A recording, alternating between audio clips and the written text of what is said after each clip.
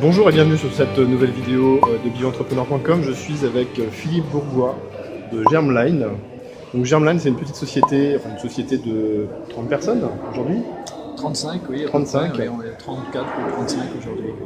Et vous venez de recevoir un prix, le lauréat donc du prix de la Journée internationale du bio de l'agence Bio. Oui. Alors, est-ce que vous pouvez nous en dire un petit peu plus là-dessus? Alors, c'est une récompense qui nous a été attribuée en conclusion, je dirais, d'un projet qui est très important à l'échelle de l'entreprise. C'est un virage technologique qu'on a amorcé il y a quelques années.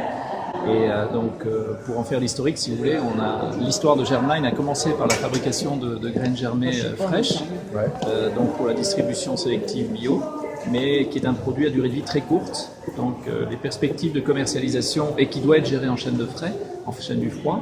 Donc les perspectives de commercialisation étaient, je dirais, limitées au marché français. Très difficile d'imaginer de l'exporter à cause de la durée de vie trop courte du produit et de sa fragilité au niveau logistique. Donc vous avez réussi à contrer ce petit frein en fait à la commercialisation et à l'export. C'est un gros frein. Donc en fait, l'enjeu, c'était de réfléchir à mettre au point un procédé de séchage, de déshydratation, qui permettait à la fois de préserver tout le capital nutritionnel qu'on a généré pendant la germination, parce que la germination permet d'augmenter énormément la concentration en nutriments, notamment en micronutriments. C'est ça l'intérêt des produits germés en fait. Absolument. C'est excellent pour la santé notamment. C'est dans le stade de vie du végétal, entre la graine et la plante adulte, c'est au stade du germe, de la graine germée, qu'on observe la plus forte concentration en micronutriments. C'est ce qui en fait son intérêt vraiment dans l'alimentation. Et en plus, ce sont des nutriments qu'on va beaucoup plus assimiler.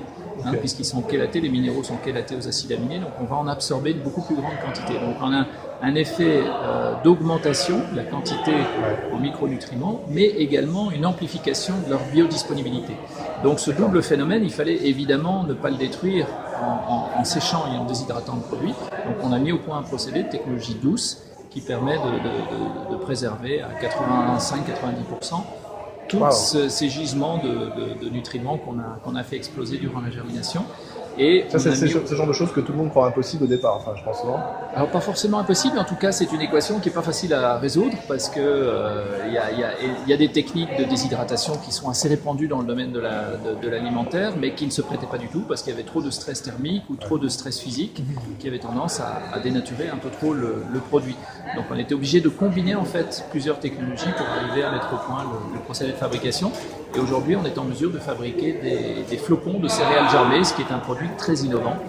Et donc, tout l'enjeu de notre projet, qui est récompensé par ce prix, c'est d'avoir créé le procédé, de l'avoir transposé à l'échelle industrielle, donc d'avoir créé une toute nouvelle usine avec un investissement assez élevé par rapport à la taille de l'entreprise, donc 3 millions d'euros d'investissement, pour créer un bâtiment, mettre en place un nouvel outil de production, acquérir le savoir-faire et mettre au point cette gamme de produits qui aujourd'hui entre en phase de commercialisation. Avec un volet R&D assez important, j'imagine. Alors beaucoup de R&D bien sûr, avec une externalisation. On est allé chercher aussi des compétences à l'extérieur parce que nous sommes une petite PME, donc forcément les ressources en termes de technologie ou en termes de savoir-faire sont pas très élevées. Donc on a été obligé aussi d'aller chercher de la compétence et de l'expertise à l'extérieur, bien sûr. Super. Alors j'ai entendu dire en discutant avec les gens que vous aviez d'autres aspects intéressants du point de vue de l'éco-entrepreneur. Alors il y a quelque chose qui est très important, c'est que dans ce projet, on a essayé de structurer en amont un groupement d'agriculteurs.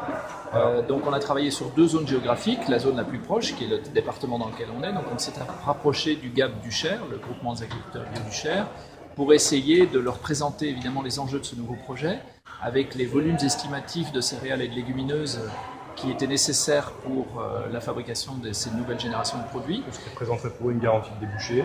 Voilà, et donc on a réintroduit en plus certaines vieilles variétés anciennes de graines, notamment de l'orge nu ou de l'avoine nue, certaines variétés spécifiques qui se prêtent bien à notre procédé, qui est quand même un procédé un peu spécifique de germination.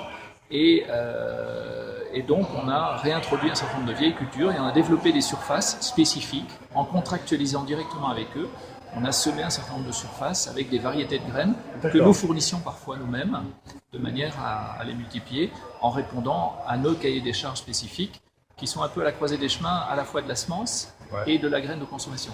Donc on est au carrefour de ces deux types de cahiers des charges. Ce qui fait qu'on a probablement un taux d'exigence qui est plus élevé que ce que ces agriculteurs ont l'habitude de trouver en général sur le débouché traditionnel. En fait, c'est une forme d'éducation du marché, on peut dire, ou de la filière. Enfin, on peut le dire, oui. Tirer la filière vers le haut, on peut dire. On tire un peu la filière vers le haut, avec bien entendu des perspectives de valorisation de leur travail qui est mieux rémunéré que ce qu'ils vont trouver comme rémunération en classique. Et dans l'Aude, donc qui est la deuxième région géographique sur laquelle on a travaillé, là il y a un certain nombre d'agriculteurs qui se sont carrément structurés en société civile d'intérêt collectif, une SIC. Ils sont 8 aujourd'hui et ils se sont fédérés au sein de ces structures pour mieux travailler, mieux échanger autour du cahier des charges spécifique qui était demandé par Germline. Et on a mis au point un système de prix qui est indexé sur le coefficient de germination. Donc plus leur travail est qualitatif, voilà, c'est un travail de résultat en fait. Exactement, on partage, c'est-à-dire qu'on partage avec eux la valeur ajoutée supplémentaire ou la productivité que nous gagnons à avoir une graine qui a plus de germination, avoir plus de pourcentage de germination dans les graines qu'ils nous livrent. Si je comprends bien, le producteur associé en fait est payé à la germination de la graine. En fait. Si elle ne germe pas, il n'y a pas de... Si elle ne germe pas, évidemment, on ne peut pas l'acheter. Donc ça, c'est malheureusement, ce serait un constat d'échec. Mais bon, ce sont des gens qui ont quand même une certaine expertise déjà sur le travail de semences, de production de semences. Et donc, plus malheureusement, en fonction du stade à laquelle on va récolter cette graine, de la méthode qui va être suivie, de la ventilation, de la surveillance des températures des graines pendant les récoltes, du fait de l'amener à la station de semences le plus vite possible, de la traiter dans les meilleures conditions possibles, de stockage intermédiaire avant les étapes de tri, de nettoyage et de sélection. Tous ces paramètres vont influencer le coefficient de germination de la graine. Et plus ce coefficient est élevé, plus nous avons de productivité dans notre établissement et plus nous valorisons le produit avec eux. C'est-à-dire qu'il y a un prix indexé. Plus le coefficient de germination est élevé, plus le prix de leur rémunération, mieux il est rémunéré. Voilà. C'est vraiment une incentive intéressante. En fait. C'est une initiative qui permet de travailler ensemble effectivement à faire du nivellement par le haut. D'accord. Pour une fois, ça change un peu de ce qu'on a l'habitude de vivre en fait. Souvent on nivelle par le bas en fait, mais... je ne sais pas si tout le monde nivelle par le bas, mais en tout cas c'est un exemple typique d'opération win-win, ce qu'on appelle le win-win classiquement, c'est-à-dire qu'on gagne ensemble. Voilà. À mieux travailler, on partage le gain ensemble. Et donc c'est pour ça qu'on a appelé cette SIC, la société Graines Équitables. D'accord. Parce qu'on fait aussi de l'équitable sur le marché local. Tout le monde y gagne, même en circuit tous les maillons de la chaîne. Voilà, tous les maillons de la chaîne peuvent, si le travail est bien fait, peuvent partager après, il faut la valeur ajoutée. Ok. Une petite question aussi, j'ai entendu dire que vous aviez des voitures électriques sur le parking. Ah, ça, c'est pas moi qui vous l'ai dit, donc c'est que ça filtre, c'est bien. Oui, effectivement, on a des voitures électriques, oui, tout à fait. Oui. Ça fait partie de la flotte de véhicules de l'entreprise Ça fait partie de la flotte de véhicules de l'entreprise. Je pense qu'on se doit dans la bio aussi de véhiculer des valeurs environnementales et puis également sociétales. Il y a un autre chapitre, notamment sur le chapitre sociétal. C'est que je n'en parle jamais classiquement, mais ce sont des valeurs auxquelles je tiens. C'est que nous avons recruté une personne handicapée qui a même une reconnaissance de lourdeur du handicap qui a été recrutée au sein de notre entreprise et c'est une expérience extrêmement dense et riche aussi. C'est un vrai bel exemple. Cette personne donc, qui travaille avec nous depuis presque 2 ans maintenant est vraiment un exemple de courage, de détermination et une leçon de vie pour l'ensemble des collaborateurs. Elle a énormément de valeur ajoutée sur un plan humain au sein de l'entreprise. Niveau de l'équipe. C'est bon à entendre de la part d'achat d'entreprise, comme quoi on peut faire vraiment de belles choses aussi, tout en faisant de l'entrepreneuriat durable pour tout le monde, créer du lien humain, tisser des liens et des maillons dans une filière afin que chacun soit aligné à sa juste valeur et au résultat aussi. Que, voilà. C'est une grande satisfaction quand on peut partager le fruit de son travail avec le plus grand nombre de gens, y compris des gens qui sont parfois dans la différence. Voilà. Ça fait partie des valeurs auxquelles on tient et je pense que on retrouve quand même assez fréquemment ce type de fonctionnement dans l'industrie de la bio. C'est ce qui m'a en tout cas beaucoup séduit. Il y a des vraies valeurs de solidarité, des vraies valeurs en termes sociétal et environnemental et en termes... C'est un développement économique. Forcément, on est obligé pour justement partager cette valeur ajoutée, on est obligé de la créer. Donc on est obligé d'être animé aussi par une préoccupation économique. Sans quoi on ne pourrait pas la partager. Mais c'est tellement plaisant de pouvoir rayonner autour de soi avec la réussite qu'on peut en tirer. C'est une réussite qu'on peut partager, c'est très, très valorisant. Super. Je brûle de vous poser une dernière question.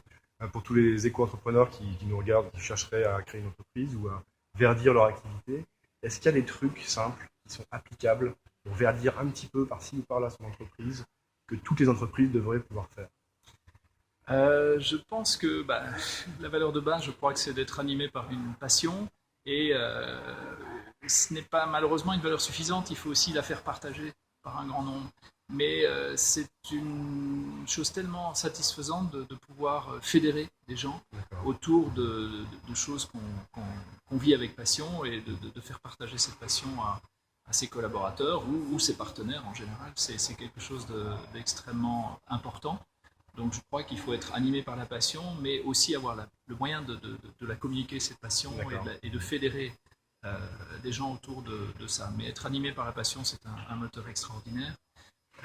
Après, je pense que quand on parle de valeurs sociétales ou environnementales qui sont la préoccupation, je pense aujourd'hui même des très grandes entreprises, je pense que c'est quelque chose de fondamental et qui sera amené, je crois, j'y crois, je suis quelqu'un de très optimiste et positif de nature, je pense que c'est quelque chose qui va se développer et qui n'est pas d'ailleurs l'exclusivité de la bio. Super, ce sera le mot de la fin, merci beaucoup, bonne chance pour la suite de cette aventure. Merci à vous et puis bonne chance à tous les candidats entrepreneurs qui ont envie de se lancer dans l'aventure et notamment de la bio qui est un secteur plein d'avenir et plein de potentialités, donc n'hésitez pas. Super, merci d'avoir accordé quelques minutes à cette interview, je vais y arriver. Et merci à toutes et à tous d'avoir regardé cette vidéo. Laissez un petit commentaire juste en dessous, je vous répondrai avec plaisir. Et puis très bientôt.